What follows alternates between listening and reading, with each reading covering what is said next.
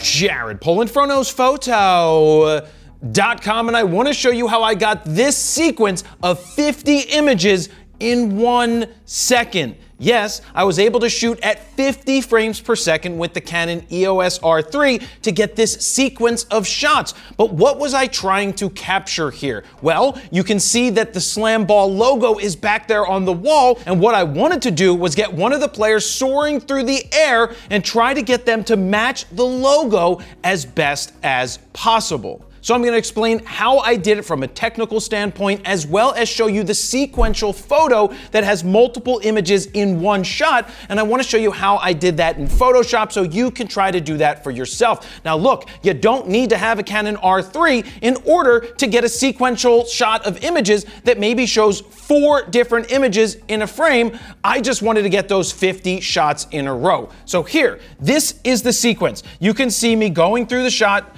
one after another. This is 50 frames in 1 second. But you might be saying to yourself, Jared, how can you shoot at 50 frames per second when the Canon R3 only allows you to do 30 frames per second RAW? Well, there is a RAW burst mode that allows you to shoot at the equivalent of 195 frames per second in a burst of 50. Now, if you were to do that, which we've made a video about that with Kyle Schwarber hitting a home run in the past, which was pretty cool, but the problem with shooting at 195 frames per second for 50 shots is you only get a quarter of a second of shooting. And in this case, I knew that the guy jumping through the air was going to take about a second, and at least that was my guesstimate. So what you do is you dial down how many frames per second you're going to shoot. So you could go from 195 to 160 to 120 to 100 to 50, and you can see at the bottom it shows you that you get 1 second of shooting when you do that. But when you do take the picture, you get a blackout in the viewfinder for as long as you're shooting,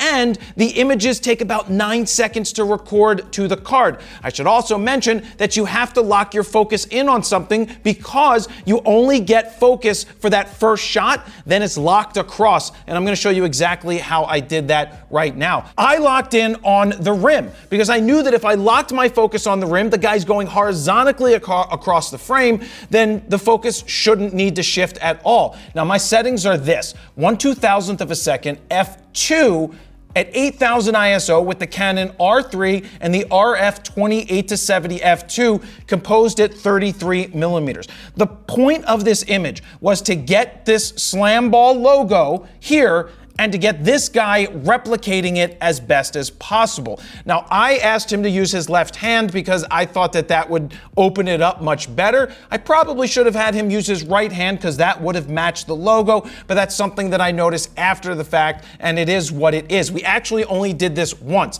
He jumped once, I shot once, I got the whole sequence of 50 once, and nailed it, and that's how we ended up with this right here. So now that I have the 50 shots, I thought maybe a sequential image where you take all 50 of the guy jumping through the air would look kind of cool, until I got that all into Photoshop, and it just didn't, and I'll show you that in a second. But this is what I ended up with going with. 4 shots. Now, this is only 4 shots.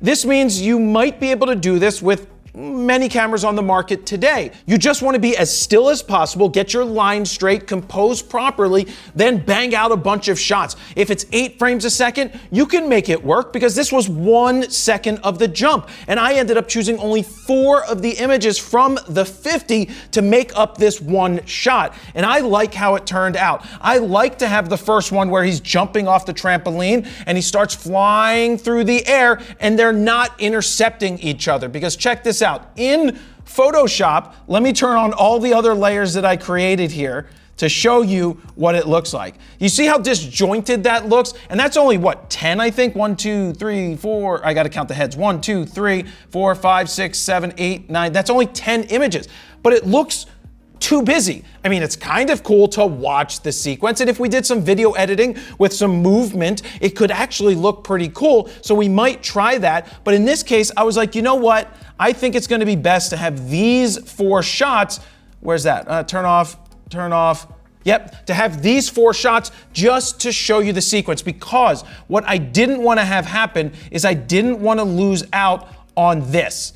this shot right here, which is what looks like the logo. It's pretty darn close to what the logo looks like, and that's exactly what I was going for. I wanted to replicate it, and I wanted to make it look as good as possible. But let me show you how I did this in Lightroom. The funny thing was, I was looking for a tutorial on how to do this, and I went onto YouTube, how to do sequential photos in Photoshop. Yeah, my video showed up from 5 years ago that I did that. I was like, I forgot that I did that, and I can't believe that was 5 years ago. But then when I watched it, I'm like, well, this is kind of out of date. It doesn't work that way anymore. It's much simpler. Let me jump in here real quick because I want to show you this one photo from the burst edited with FroPack 3, starting with Zoolander. Then we've got Walter White, Prestige Worldwide, November Rain, Mount Airy, Mentos, MDMA, King Contrast. We've got Gotham for People, Gotham Matte Finish, Gotham just straight up. We've got Eckert, Capone,